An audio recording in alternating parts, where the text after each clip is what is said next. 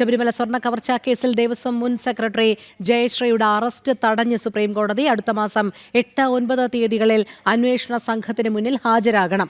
ആരോഗ്യ പ്രശ്നങ്ങൾ കണക്കിലെടുത്താണ് ഉത്തരവ്. എസ് നന്ദഗോപൻ ചേരുന്നു.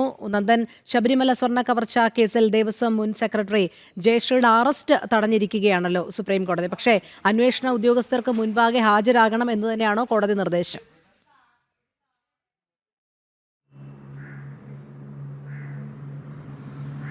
രോഹിണി, ശബരിമല സ്വർണ്ണക്കള്ളക്കടത്ത് കേസിലെ 4ാം പ്രതിയാണ് ഈ മുൻ ദേവസ്വം സെക്രട്ടറി ജയശ്രീയുടെ നേരത്തെ മുൻകൂർ ജാമ്യം ഹൈക്കോടതി തള്ളിയിരുന്നു. തുടർന്നാണ് ഇവർ സുപ്രീം കോടതിയെ സമീപിച്ചത്. സുപ്രീം കോടതിയിൽ പ്രധാനമായും ഇവർ ആരോഗ്യ പ്രശ്നങ്ങളായിരുന്നു ചൂണ്ടിക്കാണിച്ചത്.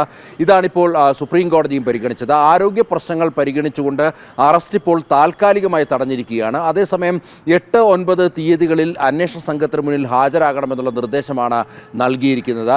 ഇതിൽ പ്രധാനമായും ജയശ്രീക്കെതിരെ ആരോപിക്കപ്പെടുന്നത് മിനിറ്റ്സിൽ തിരുത്തുവരുത്തി എന്നുള്ളതാണ്. ഈ സ്വർണ്ണപ്പാളി ഉണ്ണികൃഷ്ണൻ പോറ്റിക്ക് അയാളുടെ കൈവശം നൽകുവാൻ വേണ്ടി, അല്ലെങ്കിൽ അത് കൊടുത്തു വിടുവാൻ വേണ്ടി ജയശ്രീ മുൻകൈയെടുത്താണ് ഈ മിനിറ്റ്സിൽ തിരുത്തുവരുത്തിയത് എന്നുള്ളതായിരുന്നു അന്വേഷണ സംഘം കണ്ടെത്തിയിരുന്നത്. തുടർന്നാണ് ഇവരെ കേസിലെ 4ാം പ്രതിയാക്കിയത്. ഇവരുടെ അറസ്റ്റിലേക്ക് കടക്കുന്ന ഒരു ഘട്ടത്തിലാണ് ഇവർ ഹൈക്കോടതിയെ സമീപിച്ചത്. എന്നാൽ ഹൈക്കോടതി ഇവരുടെ മുൻകൂർ ജാമ്യം തള്ളുകയായിരുന്നു. തുടർന്ന് ഇവർ സുപ്രീം കോടതിയെ സമീപിച്ചു. സുപ്രീം കോടതി ഇന്നിപ്പോൾ കേസിൽ ഇതുമായി ബന്ധപ്പെട്ട് കൂടുതൽ വാദപ്രതിവാദങ്ങളൊന്നും നടത്തിയില്ല. അതേസമയം ഇവരുടെ പ്രായം, ആരോഗ്യമൊക്കെ തന്നെ പരിഗണിച്ചുകൊണ്ട് താൽക്കാലികമായി മാത്രമാണ് ഇപ്പോൾ അറസ്റ്റ് തടഞ്ഞിരിക്കുന്നത്. അതേസമയം തന്നെ അന്വേഷണ സംഘത്തിന് മുന്നിൽ ഈ 8, 9 തീയതികളിൽ ഹാജരാകണമെന്നുള്ള കർശന നിർദ്ദേശവും ഇപ്പോൾ സുപ്രീം കോടതി നൽകിയിരിക്കുകയാണ്. രോഹിണി. ശരി, എസ് നന്ദഗോപനാണ് വിവരങ്ങൾ നൽകിയത്.